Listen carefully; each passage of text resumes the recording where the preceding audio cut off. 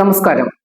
കേന്ദ്ര മന്ത്രിസഭാ പുനഃസംഘടന നടക്കാനിരിക്കെ കേരളവും പ്രതീക്ഷയിൽ.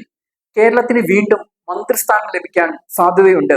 ജൂൺ 10 മുൻപ് കേന്ദ്ര മന്ത്രിസഭാ വികസനം ഉണ്ടായേക്കും എന്നുള്ള വാർത്തയാണ് ഇപ്പോൾ പുറത്തു വന്നിട്ടുള്ളത്. നിലവിൽ 2 കേന്ദ്ര സഹമന്ത്രിമാർ കേരളത്തിൽ നിന്നുമുണ്ട്. സുരേഷ് ഗോപിയും ജോർജ് കുര്യനും. മറ്റൊരു സ്ഥാനം കൂടി ലഭിക്കുമോ എന്നാണ് അറിയാനുള്ളത്. BJP മുൻ സംസ്ഥാന അധ്യക്ഷൻ കെ സുരേന്ദ്രനും BJP ദേശീയ സെക്രട്ടറി അനിൽ ആന്റണിക്കുമാണ് നിലവിൽ സാധ്യതയുള്ളത്. ഇവരിൽ ഒരാൾ പരിഗണിക്കപ്പെട്ടാൽ കേരളത്തിൽ നിന്നും 3 കേന്ദ്രമന്ത്രിമാരാകും. സുരേഷ് ഗോപിയും ജോർജ് കുര്യനും തുടരുമോ എന്നുള്ള കാര്യവും മന്ത്രിസഭാ വികസനത്തിന് സമയത്ത് മാത്രമേ തീർച്ചയാവുകയുള്ളൂ. ചിലരെ പുതുതായി മന്ത്രിസഭയിൽ എടുക്കാനും മന്ത്രിസഭയിലുള്ളവരെ പാർട്ടി ചുമതലയിലേക്ക് നിയോഗിക്കാനും സാധ്യതകൾ ഏറെയാണ്. നിയമസഭാ തെരഞ്ഞെടുപ്പിൽ കേരളത്തിന് 3 സീറ്റുകൾ ലഭിച്ചതാണ് കേരളം പരിഗണിക്കപ്പെടാൻ സാധ്യതയുണ്ട് എന്ന നിഗമനം ശക്തമാക്കുന്നത്. നിലവിൽ തിരുവനന്തപുരം കോർപ്പറേഷൻ ഭരണവും തൃശൂർ MP സീറ്റും 3 MLA-മാരും BJPക്ക് കേരളത്തിൽ നിന്നുമുണ്ട്. അതുകൊണ്ട് തന്നെ കേരളത്തിന് കേന്ദ്രം കൂടുതൽ പരിഗണനകൾ നൽകാനുള്ള സാധ്യതകൾ ഏറെയാണ്.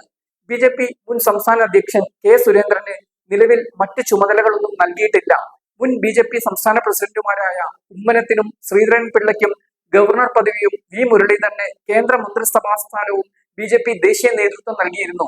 എന്നാൽ ഈ പദവികളിലേക്ക് ഒന്നും തന്നെ സുരേന്ദ്രനെ പരിഗണിച്ചിട്ടില്ല. അതുകൊണ്ട് തന്നെ സുരേന്ദ്രന് സാധ്യതകൾ നിലനിൽക്കുന്നുണ്ട്. അനിൽ ആന്റണി കോൺഗ്രസിൽ നിന്നുമാണ് BJPയിൽ എത്തിയത്. മുതിർന്ന കോൺഗ്രസ് നേതാവ് AK ആന്റണിയുടെ മകൻ BJPയിൽ എത്തിയത് കോൺഗ്രസ് ഹൈക്കമാൻഡിനെ വരെ ഞെട്ടിച്ചിരുന്നു. BJPയിൽ ചേർന്ന അനിലിന് BJP ദേശീയ നേതൃത്വം മുന്തിയ പരിഗണന തന്നെയാണ് നൽകിയത്. നിലവിൽ BJP ദേശീയ സെക്രട്ടറിയാണ് അനിൽ. ഇവരിൽ ആരെങ്കിലും മന്ത്രിയാകുമോ അതോ അപ്രതീക്ഷിത തീരുമാനം ഈ കാര്യത്തിൽ ഉണ്ടാവുമോ എന്നുമാണ് അറിയാനുള്ളത്. BJP ദേശീയ വൈസ് പ്രസിഡന്റ് സ്ഥാനത്ത് AP അബ്ദുള്ളക്കുട്ടിയോടെയുണ്ട്.